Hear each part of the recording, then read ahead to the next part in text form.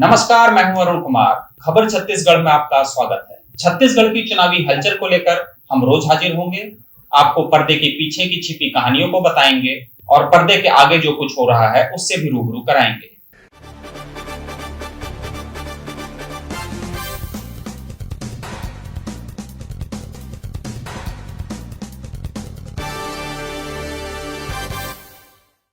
फिलहाल छत्तीसगढ़ में बीजेपी ने 90 में से 85 सीटों पर उम्मीदवार उतार दिए हैं। श्राद्ध पक्ष में टिकटों की घोषणा चौंकाती है। आइए हम इन मुद्दों पर अपने दो विशेषज्ञों से बात करेंगे। हमारे एक तरफ है वरिष्ठ पत्रकार आवेश तिवारी, दूसरी तरफ राजनीतिक विशेषज्ञ हैं ओम प्रकाश चौहान जी। आप दोनों लोग का स्वागत है। आवेश जी, एक चीज हम आपसे समझना चाहेंगे कि वह कौन सी वजह थी कि जनता की अपेक्षा के खिलाफ जाकर के भारतीय जनता पार्टी ने नेताओं को टिकट बांटा है।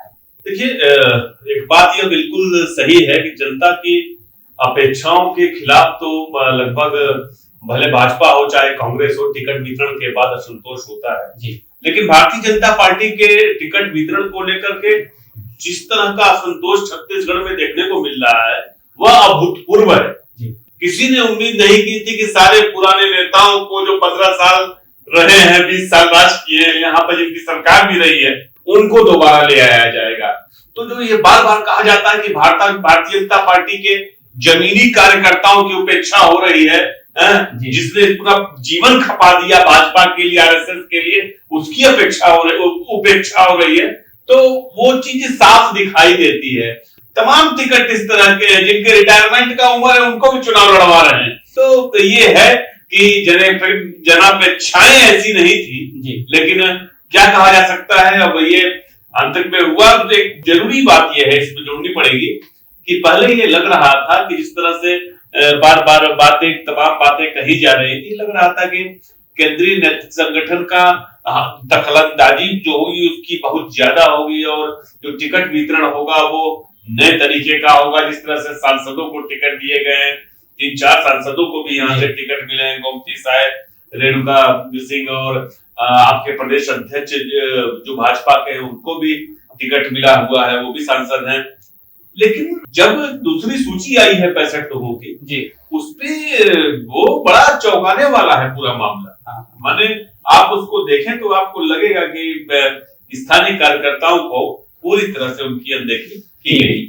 अच्छा, एक चीज और, इन सब के बावजूद भाजपा के राष्ट्रीय अध्यक्ष जेपी नड्डा ये बार बार कहते हैं कि मोदी को चेहरा बना करके चुनाव लड़ा जाएगा। क्या छत्तीसगढ़ में आप ऐसा कुछ देखता है? जी देखिए, एक बात बताएं, ये नड्डा कहे चाहे न कहे, यह सब कोई जानता है, हर एक व्यक्ति जानता है कि छत्तीसगढ़ में जो चुनाव हो रहा है वो दरअसल भूपेश बघेल वर्सेस नरेंद्र मोदी हो रहा है जी। दूसरी बात कि जब नड्डा कहते हैं कि नड्डा ने अभी ट्वीट भी किया था 2-4 दिन पहले कि नरेंद्र मोदी के नेतृत्व में, आदरणीय प्रधानमंत्री के नेतृत्व में चुनाव लड़ा जाएगा, लेकिन जो टिकटों का वितरण छत्तीसगढ़ में हुआ है उसको देख करके ये लगता है कि पुराने नेताओं पर फिर से बाजी लगाई गई है। डॉक्टर रमन सिंह के टिकट कटने की नौबत थी, ये बात सब कोई जानता था। डॉक्टर रमन सिंह खुद भी कंफर्म नहीं थे, बृजमोहन अग्रवाल खुद भी कंफर्म नहीं थे कि उनको टिकट मिलेगा, लेकिन सब सारे पुराने नेताओं को टिकट मिला। इससे लगता है कि एक जो सांसद रहे हैं, जो तमाम सांसद, जो 4-5 सांसदों को यहाँ तक कि विजय बघेल को टिकट दिया गया, भूपेश बघेल जी के खिलाफ वो भी एमपी रहे। तो इन सांसदों का अपना जो पूरा कैरियर है और तमाम पुराने नेताओं का कैरियर, सबका कैरियर दांव पे लगा है इस चुनाव में। एक ऐसे राज्य में जहां पर कांग्रेस की जीतने की संभावना बहुत ज्यादा नजर आती है, वहां पर भाजपा के पुराने नेताओं के अस्तित्व पर भी खतरा है। और यह साफ दिखाई देता है कि फिलहाल भाजपा यह कोशिश कर रही है कि यहाँ पे हारने की वजह मोदी न बने, लेकिन अब जो लग रहा है कि भले जमीन पर मुकाबला भूपेश बघेल वर्सेस मोदी हो, ठीकरा फूटेगा भारतीय जनता पार्टी के पुराने नेताओं पे अगर भाजपा हारती है जी। ओपी जी, हम आपसे अब समझना चाहेंगे कि परिवारवाद, भाजपा परिवारवाद को एक बड़ा मुद्दा बताती रहती है। अभी आप देखिए कि जैसे छत्तीसगढ़ में पूर्व मुख्यमंत्री रमन सिंह के भतीजे विक्रांत सिंह ठाकुर को टिकट दिया गया है। लैलूंग विधानसभा सीट से पूर्व मंत्री सत्यानंद राठिया की पत्नी सुनीति राठिया को टिकट दे दिया गया है। तो ये परिवारवाद आप किस तरीके से देख रहे हैं कि जो बीजेपी परिवारवाद के खिलाफत करती है, और यहाँ आप 2 टिकटों पर आप देखिए। अरुण जी, देखिए क्या है कि भाजपा शुरू से ही परिवारवाद पर कांग्रेस पर हमलावर रही है जी। और कांग्रेस जो है इन पर आरोप लगाती रही है कि अगर कांग्रेस में परिवारवाद है तो भाजपा में जो चल रहा है वो क्या है। सीएम मुख्यमंत्री जी ने इस पर अपना ट्वीट करते हुए भाजपा के नेताओं पर अपना निशाना साधा है। तो ये बिल्कुल सही है कि अगर एक तो खुद आरोप अगर लगा रहे हैं तो भाजपा नेताओं को टिकट वितरण में इस चीज का विशेष ध्यान रखना चाहिए कि वो परिवारवाद ना करें, या फिर या तो आरोप ना लगाएं, और आरोप लगा रहे हैं तो इन चीजों से बचने की जरूरत होती है। क्योंकि रमन सिंह जो यहाँ के पूर्व मुख्यमंत्री रहे लगातार 15 साल से, और उनके पुत्र जो है पिछले लोकसभा में सांसद थे, उनको टिकट में दिया गया था, अभी उनके भांजे को टिकट दिया गया है। तो इन सब मामलों से परिवारवाद पर खुद बीजेपी जो है घिरती नजर आ रही है, और इस पर निश्चित रूप से इन चुनावों पर भी एक व्यापक असर पड़ने को देखने को मिल सकता है। परिवारवाद की ही तरह से एक दूसरा विषय है, वहां विरोध भी हो रहा है। मैं देख रहा हूँ कि लेलुंगा और खैरागढ़ सीट पर जहां पर परिवार के लोगों को टिकट दिया गया, रमन सिंह के परिवार को टिकट दिया गया, सत्यानंद राठिया के परिवार को, वहां पे व्यापक विरोध भी हो रहा है। यह भी देखने को मिल रहा है। विरोध बिल्कुल सतह पे आपको दिखाई नहीं दे रहा है। तब तमाम भाजपा के उम्मीदवारों के टिकटों के वितरण पर पूरे प्रदेश में विरोध हो रहा है और जम के हो रहा है। ये परिवारवाद का से ही एक महत्वपूर्ण मुद्दा है महिला आरक्षण को लेकर के। अभी तक बीजेपी ने 85 सीटों पर उम्मीदवार उतार दिए हैं, जिनमें से महज 14 महिलाओं को टिकट दिया गया है, जो कि सिर्फ अभी 16% है।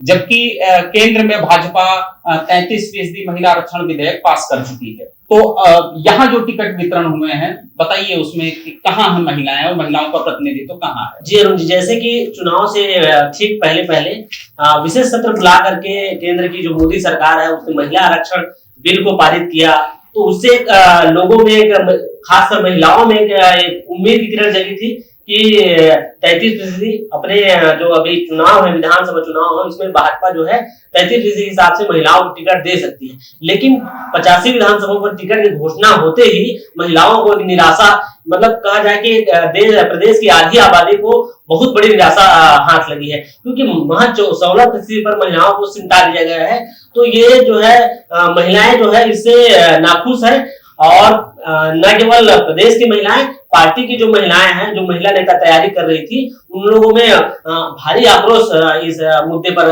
देखने को मिल रहा है। और इससे आपको एक और इससे जुड़ी बातें बताना चाहिए कि जो मोदी है या केंद्रीय नेतृत्व जब भी यहाँ आता है तो एक और मुद्दा देखने को मिला है कि यहाँ की स्थानीय जो महिला पदाधिकारी हैं उनको स्वागत में और भी तमाम जगहों पर उनको नजरअंदाज किया गया, जिसके व्हाट्सएप ग्रुपों में और महिला सोशल मीडिया में महिलाओं ने तीखा विरोध भी किया है। तो ये महिलाओं को जो ये अनदेखी जो है, ये भाजपा को थोड़ा भारी पड़ सकती है। एक चीज जोड़ना चाहूंगा इसमें कि जो टिकटों की घोषणा की गई 85 में से जो 14 महिलाओं को टिकट दिया गया है, इसमें चौंकाने वाली बात है ये है कि ये वो सीटें हैं जो महिलाओं को टिकट दिया गया, उन सीटों पर टिकट दिया गया जहां कांग्रेस पहले से मजबूत है, जहां महिलाओं के हारने की संभावना ज्यादा है, वहां पर टिकट दिया गया।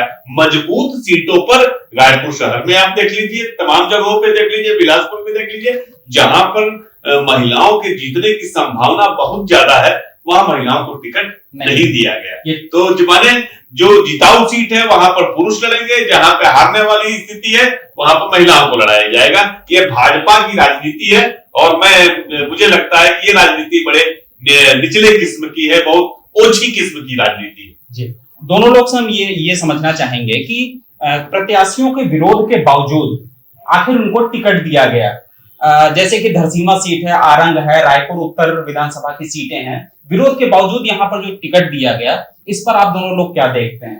ये देखिए, एक बात बताओ, ये तो हर पार्टी का अपना निजी वो होता है कि वो किसको टिकट दे, किसको न दे। लेकिन एक बात यह सच है कि जो भाजपा के वर्तमान विधायक रहे, तमाम विधायक हैं, उन्हें 5 साल तक वो क्षेत्र में नहीं दिखाई दिए ना। तो आप खुद बताइए कि मुझे एक भी ऐसा आंदोलन नहीं दिखाई दिया जहां भाजपा के नेता, विधायक, सांसद सड़क पे उतर के जनता का प्रतिनिधित्व करते हुए कोई आंदोलन किए हो। तो मुझे लगता है कि जब आप प्रत्याशियों, जो विधायक प्रत्याशी हैं या विधायक हैं, अब 5 साल तक आप अपने जनता की खैर ख्वाह नहीं लेते हैं और बाद में टिकट मांगने पहुंच जाते हैं, तो क्यों टिकट देना चाहिए? तो दरअसल ये जवाबदेही जो है जनता तो पूछेगी ही पूछेगी और विरोध भी होगा, और वो विरोध साफ साफ देखने को मिल रहा है। लोग घुस जा रहे हैं, प्रदेश कार्यालय में घुस जा रहे हैं जी, प्रदेश अध्यक्ष को का घेराव कर ले रहे हैं। समूची भाजपा परेशान है कि बड़े बड़े नेता घर से नहीं निकल रहे हैं कि कब उनका घेराव ना हो जाए, और पब्लिक घेर ले रही है। अभी आपने देखा होगा कि 8-10 हजार जनता जो घुस गई थी भाजपा कार्यालय में, ये छत्तीसगढ़ में ही नजर आ रहा। इस बारे में अरुण जी मैं कुछ चीज और जोड़ना चाहूंगा। अभी भाजपा की एक सूची जो है लिस्ट जारी होने से पहले वायरल हुई थी। कहना है कि जो लीक हुई थी एक सूची, जो संभावित प्रत्याशी सूची लिस्ट लीक होते ही जो स्थानीय नेता हैं, जो स्थानीय भाजपा के कार्यकर्ता हैं, उन्होंने बड़े पैमाने पर जो है भारी विरोध किया है, और ये ऐसा विरोध है जिसको नकारा नहीं जा सकता है। आप सोच सकते हैं धरसीवा जैसे विधानसभा क्षेत्रों में जैसे ही अनु शर्मा का नाम संभावित प्रत्याशी सूची में आया है, लगभग 1500 कार्यकर्ताओं ने भाजपा का जो है कुशाभाऊ ठाकरे जो दफ्तर है वो घेर लिए कार्यालय में। आप सोच सकते हैं 1500 कार्यकर्ता, ये छोटा मोटा आंकड़ा नहीं है। 1500 कार्यकर्ता एक बड़ा वो है। इसी के साथ ही आप आरंग से देख लीजिए, आरंग से भी बड़े पैमाने पर जो कार्यकर्ता जो है घेराव करने पहुंचे हुए थे। आपके लोरमी में जो प्रदेश है, लोरमी के संभावित प्रत्याशी धर्मजीत सिंह का नाम आते ही वहाँ के स्थानीय पदाधिकारियों ने अभी मोर्चा खोल दिया है। अरुण साहब जो प्रदेश अध्यक्ष है, आप सुनिएगा, अरुण साहब जो है प्रदेश अध्यक्ष, उसका बंगला घेराव कर दिए थे। तो ये जो है, ये जो कहा जाए कि संभावित पैराशूट प्रत्याशी एक्चुअल में, ये जो प्रत्याशी है स्थानीय नेताओं को दरकिनार करके हुए भाजपा नेतृत्व जो पैराशूट प्रत्याशी खोले है कहीं ना कहीं, उनका जो विरोध है ये भाजपा को थोड़ा सा बड़े परेशानी में डाल सकता है। जी, एक बड़ी चीज जाति सर्वे को लेकर के मुख्यमंत्री भूपेश बघेल ने, उनकी सरकार ने विधानसभा में इसको एक आरक्षण विधेयक पास किया था। यह आरक्षण विधेयक राजभवन में अब अटका हुआ है, राज्यपाल के सिग्नेचर के बिना ये रुका हुआ है। इस विधेयक से उपजी नाराजगी इस विधानसभा चुनाव पर कितना असर डालेगी? देखिए, एक सर्वे कराया था, जाति सर्वे, बिहार के जो जाति जनगणना हुई है जी, उससे ठीक पहले एक डिस्ट्रिक्ट के नेतृत्व में एक सर्वे कराया गया हेड काउंट करने के लिए, और उसके बाद विधानसभा से भूपेश बघेल ने एक विधेयक पारित कराया जाति आरक्षण को लेकर के, जिसमें कि पिछड़ों को 27% आरक्षण देने की बात की और तमाम चीजें। गवर्नर ने वो लंबे समय तक रोक रखा है, और गवर्नर बदल भी गए। और दूसरी चीज ये कि भूपेश बघेल इसके लिए प्रधानमंत्री को पत्र लिखे, बार बार विधायकों से कहा भी गया कि आप लोग काम करके क्यों नहीं पारित कराते हो भाई। यह इस बात को कैसे भूला जा सकता है कि छत्तीसगढ़ में आदिवासी, पिछड़ों, दलितों की बात नहीं होगी तो किसकी बात होगी? यहाँ पर तो ज्यादातर वही वर्ग ही है। सवर्णों की संख्या कितनी है? तो दरअसल है क्या कि बात तो सब लोग करता है ओबीसी के हक की, लेकिन जब ओबीसी हक को लेकर के एक विधानसभा में एक बिल पास किया गया तो उसको लेकर के प्रधानमंत्री मोदी ने चुप्पी साध दी, डॉक्टर रमन सिंह ने चुप्पी साध दी, भारतीय जनता पार्टी के तमाम सवर्ण नेताओं ने चुप्पी साध दी जी।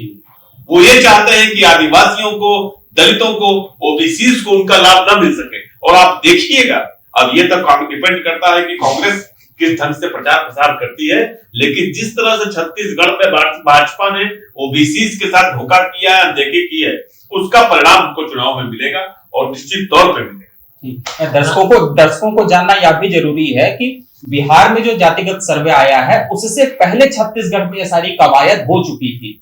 ओम प्रकाश जी, आप क्या कह रहे हैं इस मामले को? मैं ऐसे देखता हूँ कि चूंकि अभी कांग्रेस ने अचानक से जाति जनगणना और ओबीसी के मुद्दे को लेकर के जो आक्रामकता दिखाई है वो इस चुनाव में देखने को मिलेगा। क्योंकि छत्तीसगढ़ की जो क्वांटिफाइंग जो सर्वे सरकार ने कराई थी उसमें लगभग छत्तीसगढ़ में ओबीसी की जो संख्या है वो 45% के से अधिक बताई जा रही है। तो उसके तहत सरकार ने लंबे जो ओबीसी की मांग थी वो 14% से बढ़ाकर आरक्षण को 27% कर दिया था। क्योंकि छत्तीसगढ़ में लगभग 40 से ज्यादा सीटों पर ओबीसी वोटों का बड़ा दखल है। ओबीसी इन 40 सीटों से अधिक सीटों पर अपनी एक निर्णायक भूमिका में रहते हैं। तो चूंकि 27% सरकार ने तो अपना आरक्षण विधेयक पारित करते ही ओबीसी को अपना उनका अधिकार देने की बात कर दी। चूंकि अब मामला जो है आरक्षण फंस चुका है राजभवन में, तो ये जो है अब सरकार के पाले से जा करके ये बीजेपी के पाले में कहीं ना कहीं गेंद चली गई है। तो बीजेपी को अब ओबीसी को साधना एक बड़ी चुनौती देखने को मिल सकती है। ये एक बड़ा मामला है कि राहुल गांधी भी आप देखिए कि जिस तरीके से उन्होंने एक पिच तैयार की है और अब भाजपा उस पिच पर आकर के खेल रही है, यानी भाजपा अपनी पिच छोड़ चुकी है। चूंकि चुनावी समर है और 5 राज्यों में चुनाव है, हम आगे भी इस तरह की रोचक चर्चाओं, सियासी चर्चाओं के साथ आपके लिए हाजिर होंगे। तब तक के लिए बहुत बहुत धन्यवाद। नमस्कार।